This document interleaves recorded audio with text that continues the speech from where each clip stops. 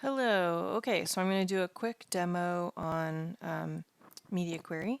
So I just made this site really quick, a bunch of kittens, and I'm going to make it be look better on smaller screen. So if I shrink this down, my grid gets really funky and small, and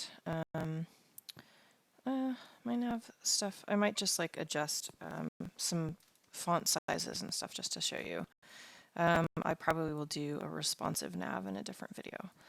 Okay, so let's go to W3 schools. What I did was I just Google searched W3 schools responsive media queries, and I got to this page. And here is an example of a media query. So I'm just going to grab it. This is the one that I looked at in class. And this basically says anything that's smaller than 600 pixels, change the background of the body to light blue. So I'm going to add that down to the very bottom. You always want to do it at the bottom of your CSS file.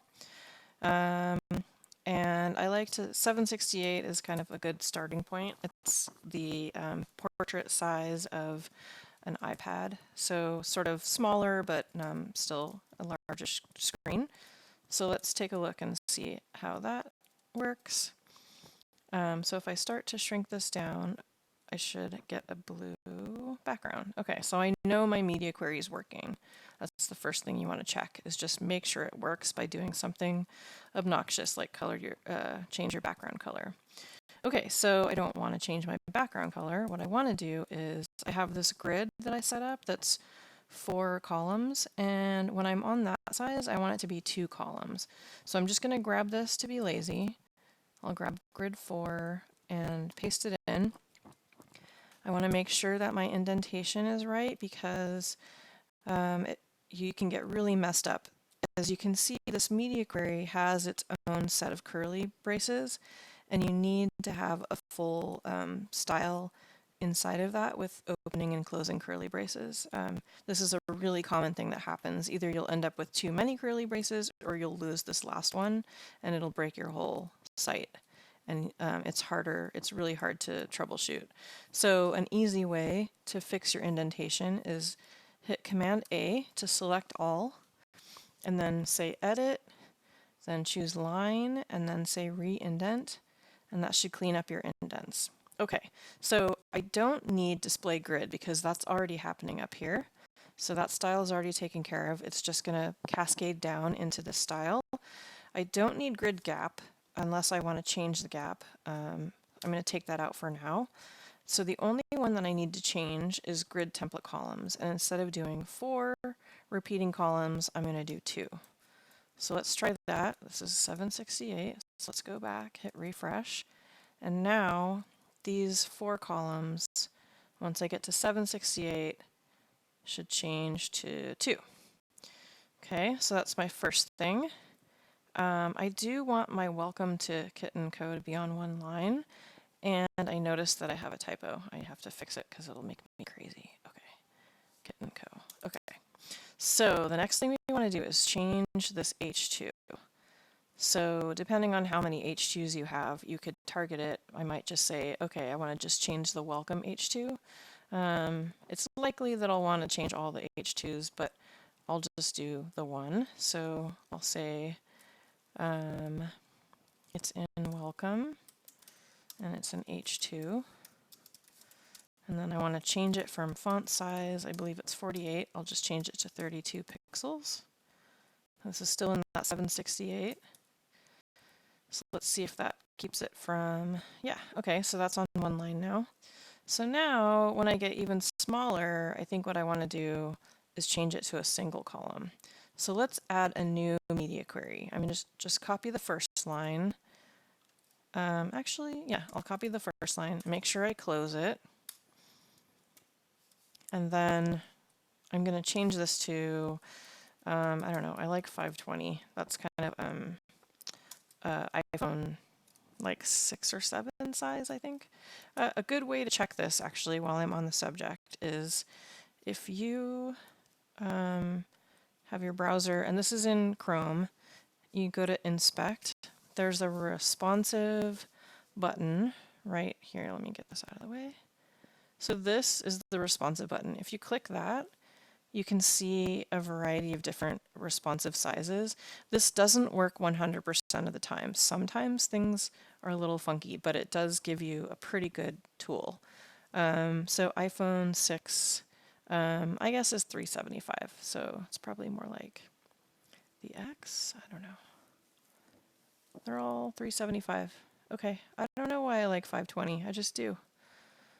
Galaxy. Okay, so 411 is a Pixel 2. I don't even know what that is. Let's check one more thing. If it's a 6 and it is, oh, 414, okay. You can switch the portrait to landscape if you rotate it. So 736 is landscape of iPhone 6. So you can see you can really play around, or you can just click responsive and make your own. So I could even look at a 2500 pixel wide website and see what that would look like, which is pretty great. Okay, so I'm still going to stick to 520 just because.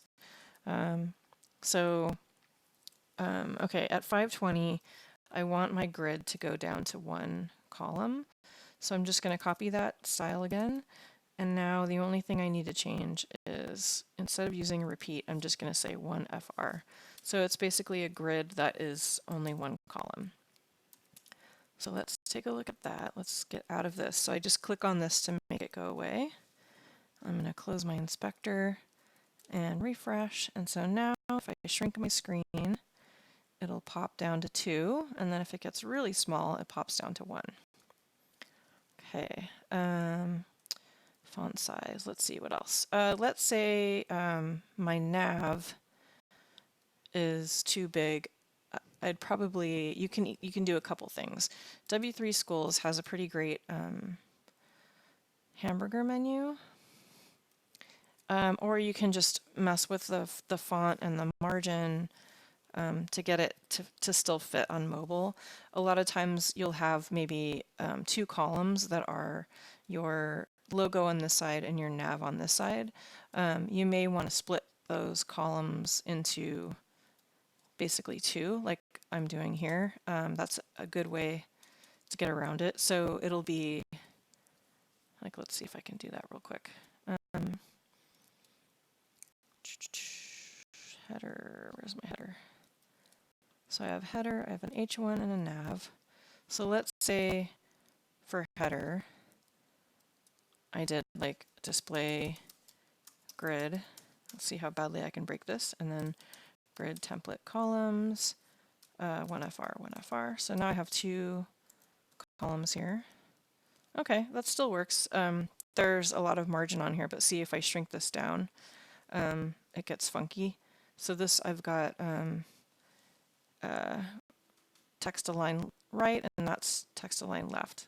So the way to fix this would just be to change this from grid template columns 1FR in the header to, I'll just do it in this one, header, grid template columns, just make it 1 column, and then they'll stack on top of each other, and that'll give you some more space. So let's try that out. And then, you know, of course I'd have to fix where that second placement is. But see, like, right about there is where it jumps. So I might either change the percentage, change the media query so that I never get that funky jumping text. But this is basically going from 2 columns to then a single column. Okay, I hope that was helpful. I'm going to stop it at this point, and put this code up where you can get to it. And yeah, if you haven't started media queries on project 1 and you're pretty much done with it, I would try adding media queries at that 768 size at least, and then possibly a smaller size as well. All right, thanks.